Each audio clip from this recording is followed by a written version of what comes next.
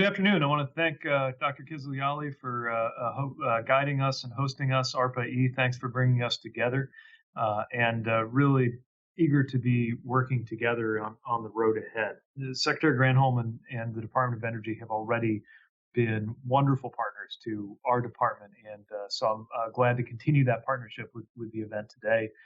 Kara Hurst, thank you for your leadership. I'm looking forward to the discussion we're about to have, and just a big thank you to everyone who's attending here for your work and for your commitment to the principle of innovation in public sector work. I think a lot of times in the popular conversation around innovation, people visualize how it happens in the private sector. They visualize how it happens often in academia. But what we don't see as often, I think, is a rich understanding about the third leg of that three-legged stool, which is making sure that we have the kind of innovations that we need on the public sector side too, that interact in this very important balance with the work that only the academy or only the private sector could do well. I often think of it in terms of the smartphone that I carry around in my pocket. I don't think anybody would ever want to have a smartphone that was designed and manufactured by the federal government. But it's also true that an invention like that would have had very little use, in fact, would have been inconceivable if it weren't for something like the internet, which was literally invented through federal research at the institution that is the forebear in name and in many other ways of ARPA-E. So it's a reminder of how, at a moment like this, we need to be challenging ourselves to think about what might be the era-defining innovations, the trillion-dollar ideas that can come out of the right kind of work, federally sponsored, as well as partnerships between public, private, and academic. I think a lot of times people think of federal efforts like the Manhattan Project or the moon landing when we do try to think of public sector innovation. But a lot of the most interesting innovations that are happening now have a very different flavor than that, either because they're more about policy innovations than technological ones. And examples of that, I think, are included in the American Rescue Plan that President Biden signed in March. The work that was done there through creative and important and bold policies to expand access to vaccinations, to get checks to Americans, to cut child poverty in half. But also there is the technological dimension of that, which requires attention to anything that could make a difference in people's lives. As a mayor, I'm especially interested in the deeply unsexy topics of innovation in things like concrete and pavement and surfaces. We've been working to help develop ultra-high performance materials so that roads can last longer, that they're more resilient to climate change, and that means fewer potholes, less damage to vehicles, and of course savings to taxpayers. We've even been looking at asphalt pavement innovations that can reduce greenhouse gas emissions. And of course, we're deep in conversations about how to support the electric vehicle revolution, knowing what it can mean for so many drivers, especially, I would note, rural households and drivers that can save more on gas. So the work that ARPA-E is doing and the innovations that you are helping to spur across the public and private sector are as timely as ever. And we're seeking to do that kind of work here at the Department of Transportation as well. Soon, our department will release a set of principles and a new framework to guide our innovation efforts so that we're coordinated and clear and always innovating in ways that are in the service of our goals and values. Innovation is important, I think, to all of us on this call, but also it's important that we always remember what it's in service of. It's not for its own sake. It's as part of a broader mission to make people's lives better, to deliver an equitable and safer country for everyone. That's how our department is approaching our mandate from the president to do things like help you reduce U.S. greenhouse emissions 50% by 2030. And these are the kinds of ambitions that are going to drive our collaboration with ARPA-E, the Department of Energy, and all of our partners across the interagency and across the country. So with that, really looking forward to the conversation we're about to have. Fantastic. Well, thank you so much. My name is Kara Hurst, and I lead worldwide sustainability at Amazon. And it is really my honor and pleasure to be here with you, Mr. Secretary, I love that you spoke about partnership.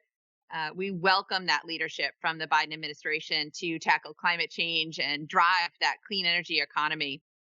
So, with that, could you tell us more about how your vision for the Department of Transportation can contribute to the overall climate goals of this administration? Thanks. Yes. So transportation is the biggest contributor to climate change, at least in terms of emissions in the U.S. economy. And it's true in most countries that transportation is either the biggest sector or one of the biggest sectors contributing to this challenge. But to me, that means we get to be one of the biggest parts of the solution. And that calls for both urgent, immediate action using the tools that we know we have and long term strategic visions that allow us to prepare for the changes that will unfold over the years and even the decades ahead. Some things we've been able to do right away. For example, my department has begun adding sustainability and climate change as criteria for our grants within our statutory language that authorizes us to pay attention to these things. But of course, what would make a huge difference is the legislation that is making its way to Congress right now. The President's American Jobs Plan is a once in a generation opportunity to modernize our national infrastructure in a way that actually takes these climate issues into account.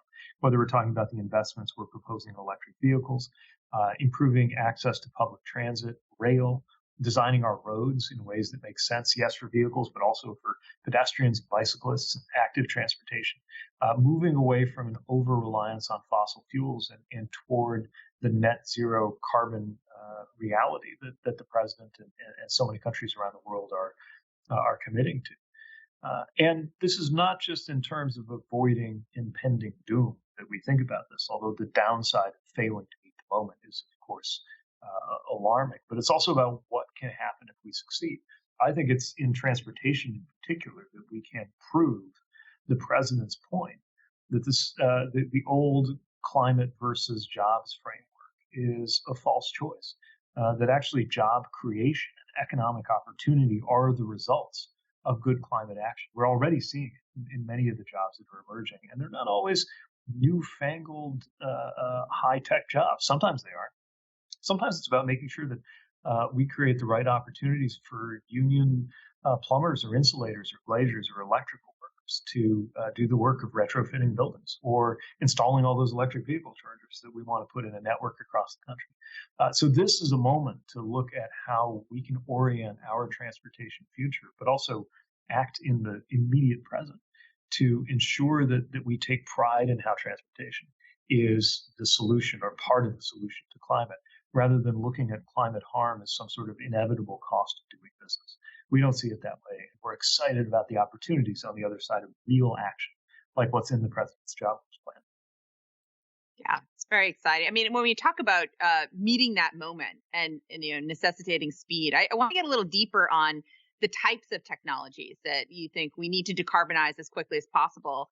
As you can imagine, at Amazon, we're consistently looking for those new technological breakthroughs to help us scale and move much faster with our decarbonization efforts. So, could you tell us a little bit about those technologies and what you're most excited to see develop? What kinds of technologies we should all be looking at to help specifically decarbonize transportation infrastructure?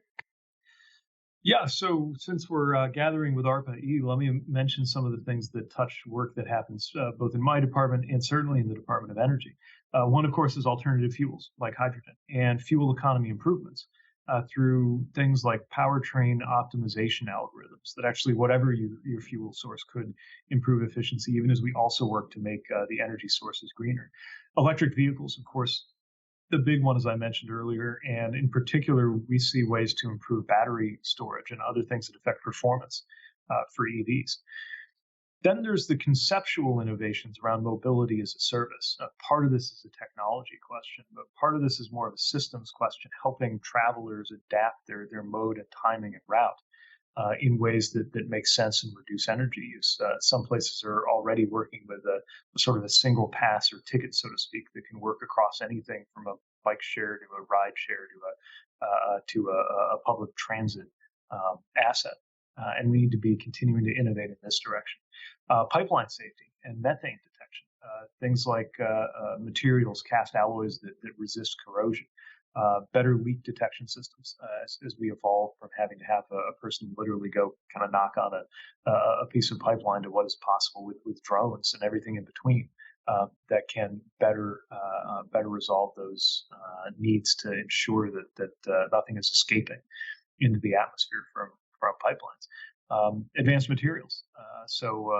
Things like bridge inspection are obviously in the news a lot.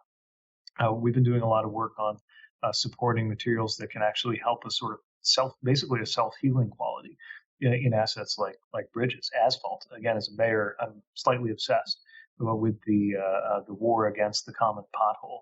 And there are things we can do to really extend the life of the surfaces that we lay down. Federal Highway has a program called Everyday Counts that is applying technologies and investing in new methods to do better delivery. So these are all things we're really excited to work on and are working on right now. In addition to looking to the future with unmanned aerial vehicles, with wayfinding tools that can be useful for people with visual impairments, wheelchair users, and even ideas like distributed energy and high voltage direct current transmission. So all of these things are incredibly exciting. But again, as much as I think we all are the kinds of people who like to geek out on this stuff, the point is why. Right? Because if we're in touch with the why, that helps us prioritize the innovations and specific technology we've been talking about. And the why for us has to do with safety, economic growth, climate change, and equity. And we can meet that mission better if we use these tools in the right way. Something, again, not to repeat myself, but I'm going to be talking about the jobs plan every chance I get. It's why we're so excited about the kinds of investments in everything from electric vehicles to resilience to research and development that could be possible if we are able to get a big infrastructure package through Congress.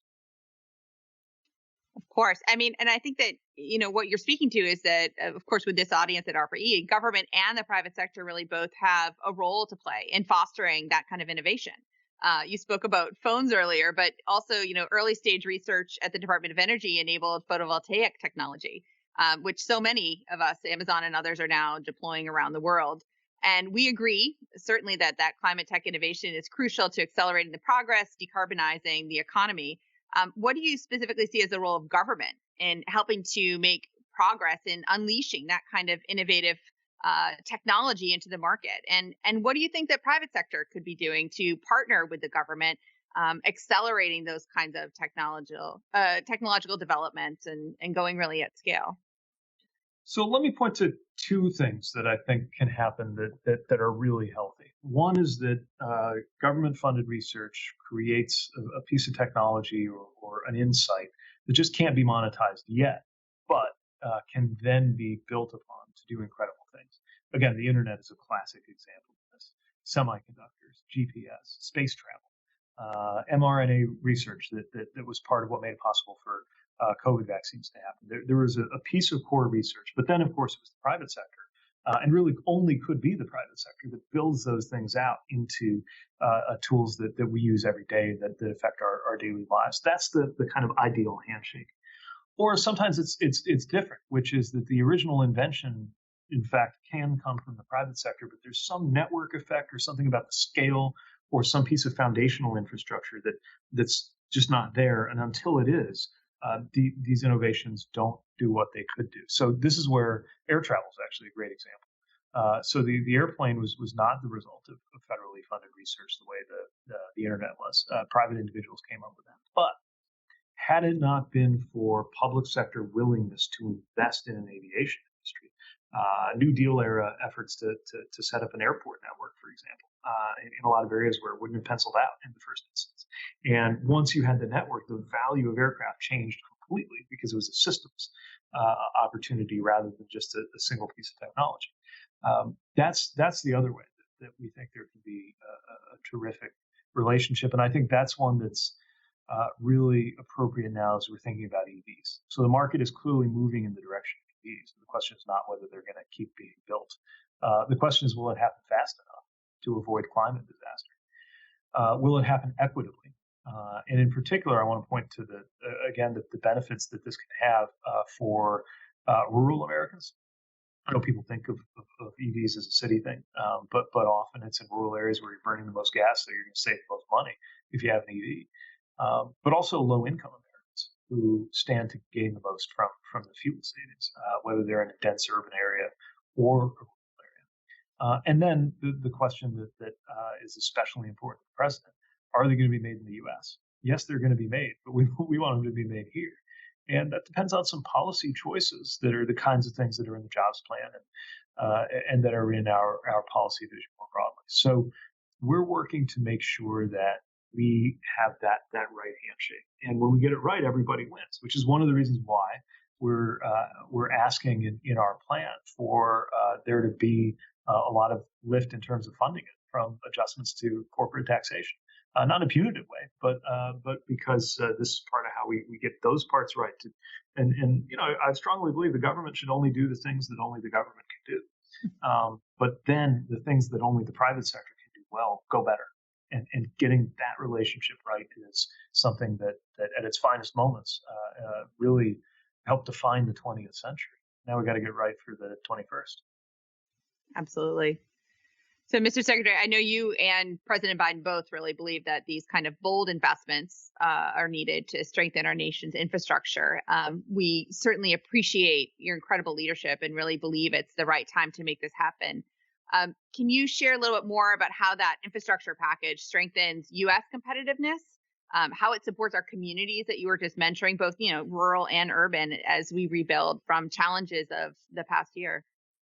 So I think competitiveness is really the key word. And, I'll tell you, it's rare to have a conversation with the president on this subject where he doesn't bring up our competitors around the world. His 2-hour-long conversation with Xi Jinping early in his presidency, and his thoughts about what it'll take for America really to remain the leading country in the world. That requires investments in infrastructure. And as you said, it requires support for communities. So the piece I deal with the most, of course, in this vision is the transportation vision. What would it mean to modernize tens of thousands of miles of roads and thousands of bridges, to double federal funding for public transit, to provide Americans with world-class rail? We've been expected to settle for less than citizens of other countries can take for granted when it comes to rail, and we shouldn't. We should have the best in the world. Improving road safety and reimagining the design of neighborhoods. Some of this is about funding. Some of it's about design and about policy. We know things we just didn't understand really 50 years ago when designing roads, especially about how to make sure that the right kind of streetscape design is a space where a vehicle and a pedestrian and a wheelchair and a bicycle and a small business can all coexist peacefully and all take advantage of that resource. So those are some of the transportation things we're excited about. We also believe in pushing the boundaries a little bit of what infrastructure means, because ironically, that's actually a very traditional thing to do. The Erie Canal, the Transcontinental Railroad, the interstate highway system itself, none of those things were traditional before we built them. They became traditional because we built them, and now we can't do without them. And that's one of the reasons why you see such a focus in broadband, a little outside my lane, but indispensable from we think, an infrastructure vision, because you need an internet connection and you need to be able to connect to the interstate highway system. You need both. Clean water, some of these things that, the less you have to think about it, the better. But if you can't count on it, nothing else is going to go right for you. That's why we want to take the lead out of the pipes. And so, we can have philosophical debates over what we want to call infrastructure or not. I don't want us to get hung up on that. The point is, these are things we ought to do.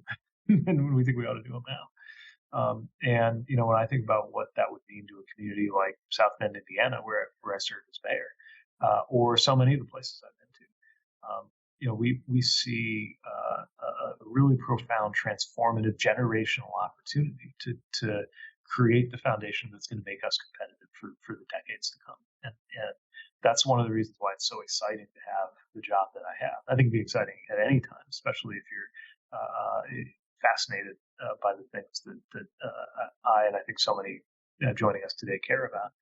But to do it at a moment like this, where we really have a chance to define the terms that these technologies and patterns of life for the American people are going to evolve into, and to do it with a view toward the crises that we've been confronting, whether it's racial justice, whether it's climate, or whether it's COVID, and what they have taught us about this moment and how much is at stake in every one of these notionally technical decisions we make that sometimes seem technical but turn out also to be moral.